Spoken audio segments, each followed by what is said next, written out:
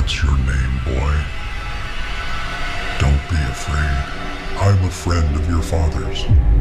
The most powerful snap in MCU history left Tony Stark dead on a battlefield surrounded by heroes. But here's what nobody wants to talk about. We never saw what happened to his body. And the reason why might be darker than you ever imagined.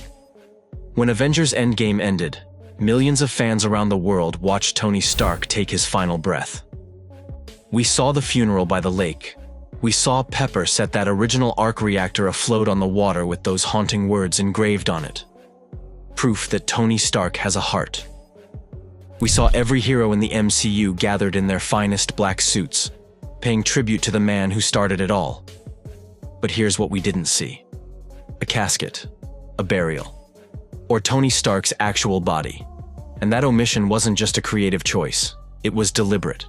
Because what happened to Tony Stark's body after he snapped his fingers might be one of the most disturbing mysteries in the entire Marvel Cinematic Universe. And with Robert Downey Jr. returning as Dr. Doom, some fans believe they've figured out exactly where Tony's remains ended up and why Marvel never showed us what happened next. Let's start with the science of what that snap actually did to Tony's body. When Tony Stark wielded all 6 Infinity Stones and snapped Thanos out of existence, he wasn't just using some fancy technology. He was channeling the combined power of the most dangerous objects in the universe through his mortal human body, and the effects were catastrophic. Professor Hulk told us earlier in Endgame that the Infinity Stones release a massive surge of gamma radiation when activated. We're talking about the kind of radiation that turned Bruce Banner into the Hulk. But when Tony used all 6 stones simultaneously, he was exposed to an estimated 54 billion joules of gamma-ray radiation in a single instant.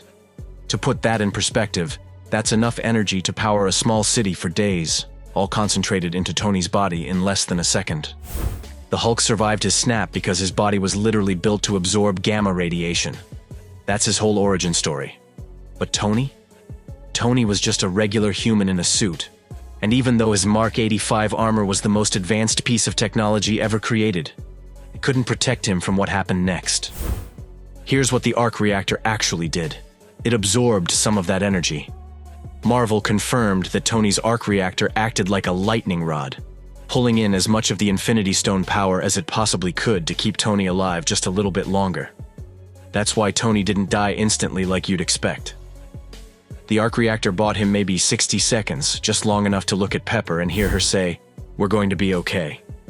Just long enough to complete his arc. But that protection came at a horrifying cost. The right side of Tony's face and body was completely charred, burned beyond recognition. The gamma radiation didn't just kill him, it cooked him from the inside out. His nanosuit, which was made of billions of tiny particles designed to withstand almost anything, was literally being consumed by the energy of the stones as they tore through his molecular structure. When Tony's hand lit up with that iconic white flash, and he spoke those legendary words, "I am Iron Man," his fate was sealed. The snap happened. Thanos and his entire army disintegrated into dust, and Tony Stark's body became a shell of radiation-poisoned tissue, held together by a failing suit and a dimming arc reactor. So here's the million-dollar question. What did they do with a body that radioactive? The Russo Brothers, the directors of Endgame, were directly asked this question during a Q&A session in China. A fan wanted to know why there was no body at Tony's funeral, only the arc reactor. And you know what the Russos did? They completely dodged the question. They talked about Harley Keener, the kid from Iron Man 3 who showed up at the funeral. They talked about Tony's legacy. But they never, not once, explained what happened to his actual remains. That silence speaks volumes. Because Marvel doesn't stay silent without a reason. The most logical explanation is cremation. When a body is exposed to that level of radiation, you can't just bury it in the ground. You definitely can't have an open casket funeral. The gamma radiation would still be present in his tissue, his bones, his DNA. It would be a biohazard unlike anything the world had ever seen. So the most practical solution would be to cremate Tony's body immediately, contain the radioactive ash in a specialized container, and dispose of it safely. Many fans believe that's exactly what happened. that Tony's ashes were placed beneath that arc reactor Pepper said on the lake. That the wreath floating on the water wasn't just symbolic. It was literally Tony's final resting place. It's poetic. It's private. And it makes sense from a radiation safety perspective. But here's where things get weird. Because in the MCU, we've seen how the government handles superpowered individuals who die. And they don't just cremate them and call it a day. Think about it. Steve Rogers' body would be worth billions to the right buyer. His DNA alone could theoretically recreate the super soldier serum. In the comics, multiple heroes have had their graves robbed, their bodies stolen, their genetic material harvested for experiments. Bruce Banner was dug up. Elektra was exhumed. Even Spider-Man had to deal with people trying to steal his DNA after he died. So why would Tony Stark be any different? His body wasn't just radioactive. It was a treasure trove of information. He was the only human being in history to successfully wield all 6 Infinity Stones, even for a few seconds. His cellular structure, his DNA, his arc reactor technology, his nanosuit, all of it fused together in those final moments. That makes his body arguably the most valuable biological specimen in the entire universe. And that's where the Doctor Doom theories start to get really dark.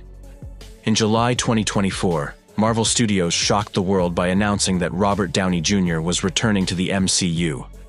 But he wasn't coming back as Tony Stark. He was cast as Victor Von Doom, one of Marvel's greatest villains in the upcoming film Avengers Doomsday. Fans were confused. How could RDJ play both Tony and Doom? Why would Marvel bring back their biggest star just to hide him behind a mask? Unless the mask is hiding something we're not supposed to see yet. One theory that's gaining serious traction suggests that Doctor Doom's consciousness somehow takes over Tony Stark's dead body. It sounds insane, but hear me out, because there's actually precedent for this in the comics. In one storyline, Doom transferred his consciousness into Wolverine's dead body after his own was destroyed. In another, Tony Stark and Doctor Doom literally swapped bodies, with Doom walking around looking like Tony while the real Tony was trapped behind Doom's mask. What if that's exactly what's happening in the MCU? What if somebody, whether it's Doctor Doom or another villain entirely, found Tony Stark's body after the funeral? What if they realized that this wasn't just a corpse? It was a vessel that had channeled the power of all 6 Infinity Stones? What if Tony's body, even dead, still contains traces of that cosmic energy? Think about what that would mean. A body that once held the Space Stone's teleportation power, the Time Stone's ability to manipulate reality, the Mind Stone's consciousness manipulation, the Soul Stone's connection to every living thing, the Reality Stone's power to reshape existence, and the Power Stone's raw, destructive force. All of that energy flowed through Tony Stark's body for those few critical seconds. And in the MCU, we know that kind of exposure leaves a mark.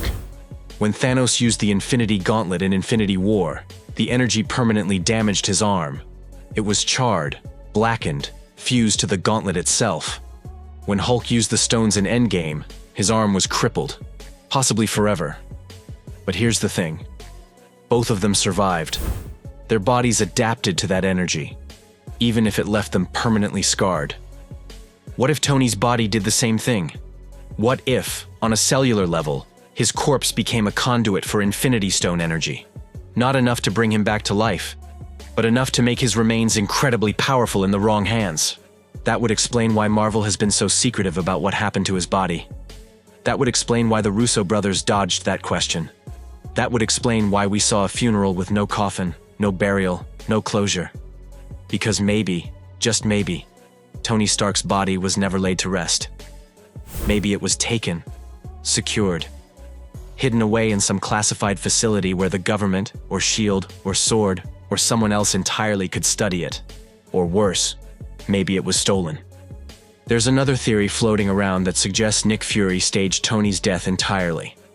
According to this idea, Tony didn't actually die on that battlefield. He was critically injured, yes. But Fury, being Fury, realized that if Tony Stark stayed alive, he'd be a target for every cosmic threat in the universe. So he faked Tony's death, held a public funeral, and secretly moved him into hiding to recover. It's far-fetched, But is it really that crazy? We've seen fake deaths before in the MCU. Loki pulled it off multiple times. Phil Coulson was literally resurrected in secret and hidden from the Avengers for years. Bucky Barnes was presumed dead for 70 years. In a universe where time travel, multiverses, and alternate realities exist, faking Tony Stark's death isn't impossible. It's just really, really difficult. But here's the problem with that theory.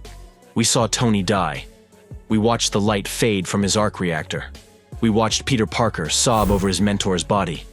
We watched Pepper tell him, "You can rest now." That wasn't staged.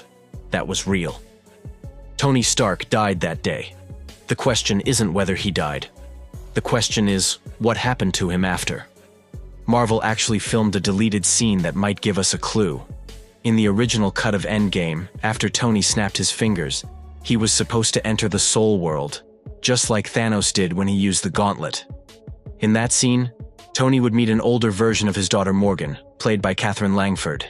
She would tell him that his sacrifice worked, that she grew up safe and happy, and that it was okay for him to let go. The Russo brothers ultimately cut that scene because test audiences didn't connect with the older Morgan. They had no emotional attachment to this version of the character, so the moment fell flat. But here's what's interesting. The Soul World exists in MCU canon. Thanos went there. It's possible Tony did too. And if Tony's consciousness entered the Soul World when he died, what does that mean for his body? In Marvel Comics, the Soul Stone has the power to trap souls inside itself. It can preserve consciousness even after the body dies. So what do you think really happened to Tony Stark's body? Was he cremated and his ashes scattered on that lake? Is he being studied in some secret government facility? Or is something far more sinister happening behind the scenes? Drop your theories in the comments below. And if this video made you rethink everything you thought you knew about Endgame's ending, smash that like button, share this with your fellow Marvel fans, and subscribe to the channel because we're diving deep into the mysteries that Marvel doesn't want you to think about. Hit that notification bell, because when Avengers Doomsday finally gives us answers, you're going to want to be here for the breakdown. Thanks for watching, and remember, in the MCU, nobody stays dead forever.